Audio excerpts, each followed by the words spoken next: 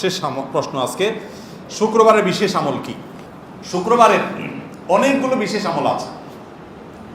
শুক্রবারের যে আমলটা সবচেয়ে বেশি পরিমাণে করতে হবে, বেশি পরিমাণে, সেটা হলো কি?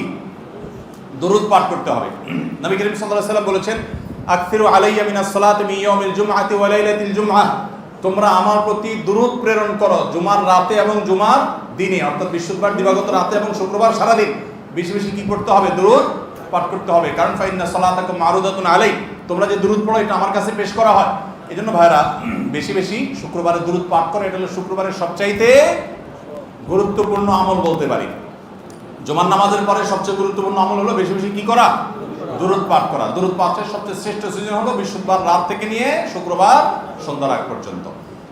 শুক্রবার আরো বিশেষ আমল সূরা কাহফ তেলাওয়াত করা, এবং একটা সময় দোয়া কবুল হয়। আসরের পরে অনেক ওলামা ইকরাম বলেছেন এটা আল্লাহর কাছে দোয়া করা।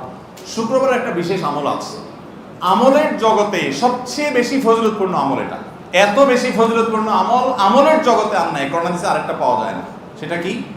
সেটা হলো নবী করিম সাল্লাল্লাহু আলাইহি ওয়াসাল্লাম বলেছেন, মান বাক্কারা ইয়াউমাল জুমআতি ওয়াবতাকার, যে ব্যক্তি জুমার দিন আগে আগে ঘুম থেকে উঠবে, ভোরে ফজর নামাজ জামাতের সাথে পড়বে, আগে আগে উঠবে, ওয়া গাসসালা ওয়াক্তাসাল, ফরজ গোসল হলে ফরজ গোসল করবে, নিজে উত্তম রূপে গোসল করবে, সাধারণ ফরজ গোসল না হলে সাধারণভাবে গোসল করবে, উত্তম রূপে গোসল করে পরিষ্কার করে জুমার দিন উপলক্ষে, এবং ওয়ামাশা ইলাল মসজিদ ওয়া লাম ইয়ারকাব, পায়ে হেঁটে মসজিদে যাবে, কোনো রিকশা বাহনে গাড়িতে উঠবে না। যদি গাড়ি দিয়ে যাওয়ার মতো দূরের পথ হয় তাহলে গাড়ি পার্কিং করে বাকিটুকু পায়ে হেঁটে আসবে। এবং 4 নম্বর কাজ, ওয়াদানা মিনাল ইমামি ওয়া লাম ইয়ালগু, ইমামের খুব কাছাকাছি গিয়ে বসবে, অহেতুক কোনো কথা কোনো কাজ করবে না, চুপচাপ থাকবে, খুতবা শ্রবণ করবে।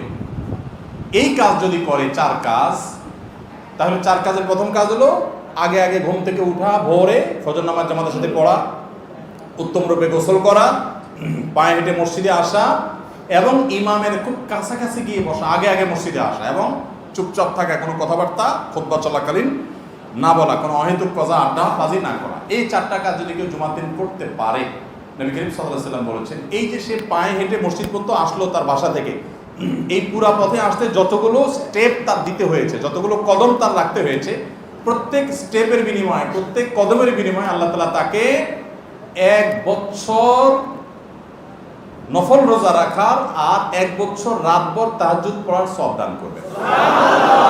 তাহলে যদি কারো বাসা থেকে মসজিদে আসতে 100টা স্টেপ দেওয়া লাগে, সে 100 বছর নফল নামাজ এবং নফল রোজা রাখার সওয়াব পাবে।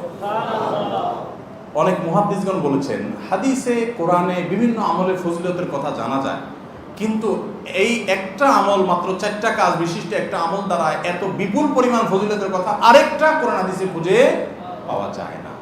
এই জন্য জুমার দিন আমলটা করবো তো ইনশাআল্লাহ। মা বোনরা যারা এই আমলটা করতে পারছেন না, তারাও এই সওয়াব পাইতে পারেন। কিভাবে? বাসার পুরুষদেরকে উদ্বুদ্ধ করে পাঠিয়ে দিবেন, আপনি সওয়াব পেয়ে যাবেন। অন্য মানুষদেরকে জানার জন্য এই বিষয়ে আলোচনা শেয়ার করে দিবেন, মানুষের মধ্যে জানাজানি ব্যবস্থা করবেন, আল্লাহ আপনাকে সওয়াব দান করবেন।